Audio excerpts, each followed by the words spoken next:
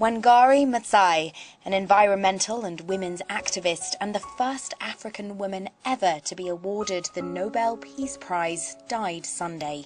She was 71. Born in Kenya's Central Highlands, she devoted her life to saving the environment and empowering women. In 1977, she founded the Greenbelt movement, which encouraged women in rural areas to plant trees, improving their livelihoods and reversing the effects of deforestation. So far, the movement has planted over 45 million trees in Kenya, helping hundreds of thousands of women and their families. She won the Peace Prize in 2004 for what the Nobel Committee called her contribution to sustainable development and democracy.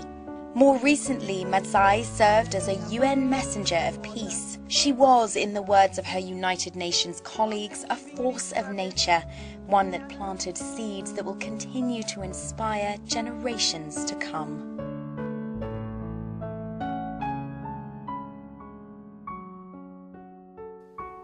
This is Morning Edition from NPR News. I'm Steve Inskeep with Renee Montagne. Today, the Nobel Peace Prize will be given to Wangari Maathai of Kenya. She is the first African woman to win the prize for peace and also the first environmentalist. In awarding her that prize, the Nobel Committee...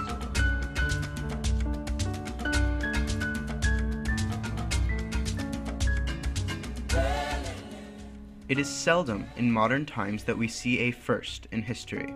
To be a first, you need unbridled ambition and a vision so revolutionary it can make its way to the foreground of modern society, widening the eyes of people so that they view the world around them in a way they never thought possible. You have to have devotion and character, but more, you have to have commitment to see your goals through, and on the way, end up changing the world. I call upon Nobel Peace Prize laureate for 2004, Wangari Maathai, to come forward to receive the gold medal and the diploma.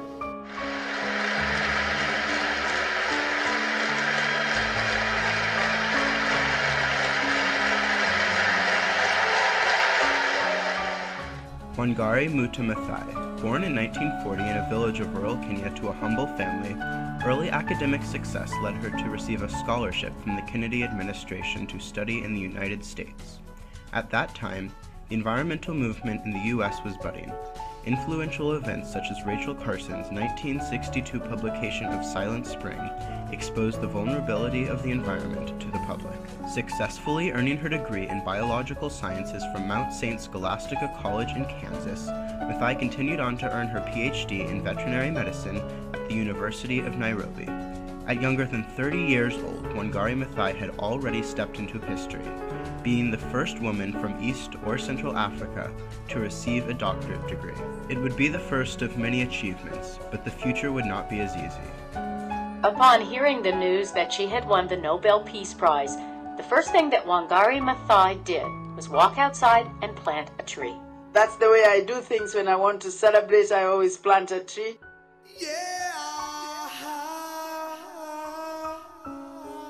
After completing her education, Maathai, now residing in Kenya, became active in Kenyan environmental, social, and political matters. Maathai was appalled by the amount of heavy deforestation that had occurred in her hometown and throughout Kenya. Once vibrant forests of trees had been deforested for private profit, leaving the locals that depended on the trees for fuelwood, fruit, and much more with nothing. While serving on the National Council of Women in Kenya, Maathai developed the idea of planting trees as a means to improve communities. She started by planting a simple 7 trees in her own backyard on World Environmental Day, 1977. The project quickly expanded.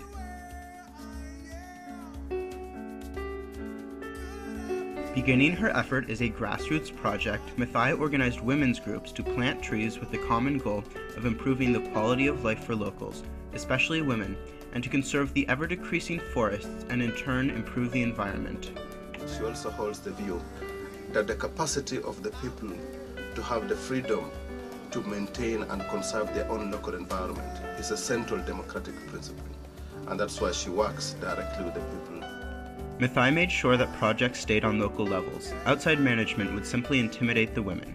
Never before in African environmentalism had a localized, grassroots project been successful on a large scale. The tides of history were about to be changed. The Greenbelt movement, as the project came to be known, had a simple objective: plant trees. But from this would grow a journey that would end up changing the landscape of Africa forever.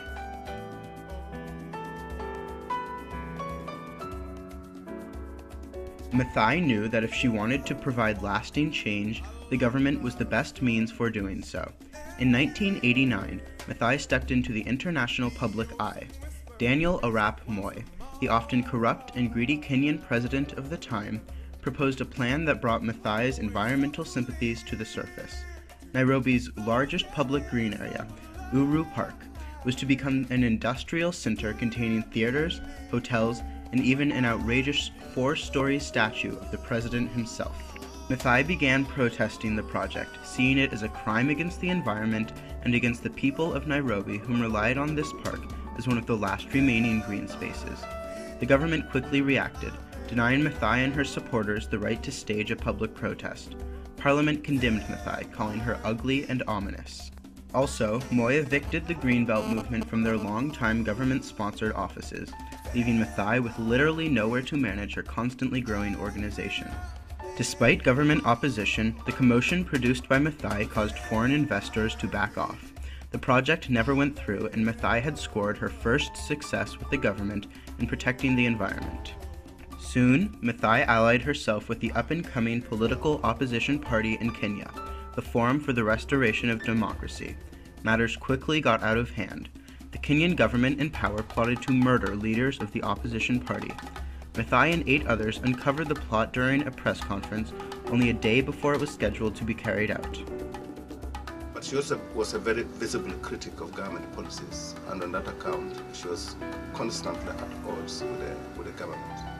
Or I would actually say that the government was at odds with her. When police attempted to arrest her during the conference, the crowd physically surrounded Maathai, barring her from police. 3 days later, 150 police swarmed Maathai's house and arrested her. Sick at the time, Maathai was carried on a stretcher to the courthouse, where she was later released.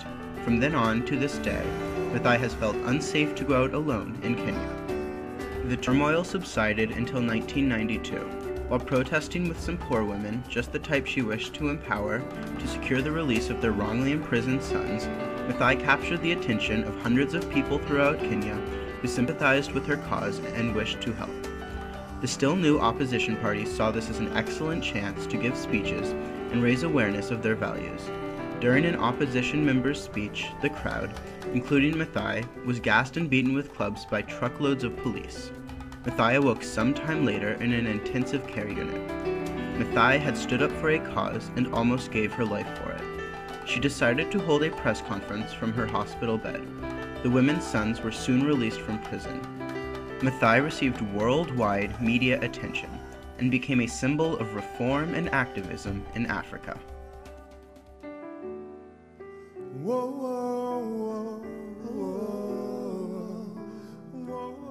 Maathai's goals and values are always focused on the empowerment of women. Through her planting of trees, she has allowed women to take back the lives they once felt they had lost.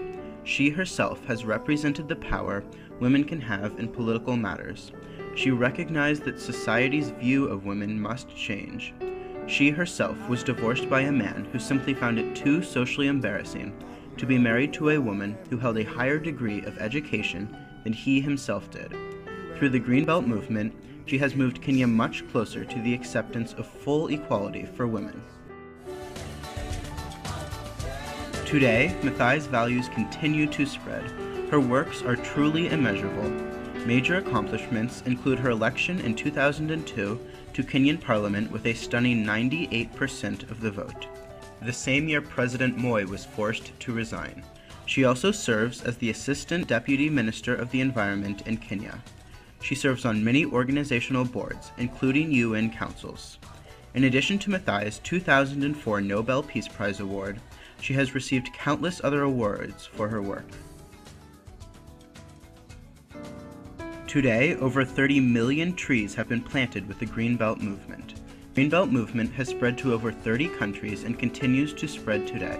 It has proven to be one of the most successful environmental and community economic development projects ever in history. Trees, for her, is a way of expressing the freedom of the people to develop, grow, and flourish. And so I think of her work in terms of tree planting as a representative expression of what she would like to see people be.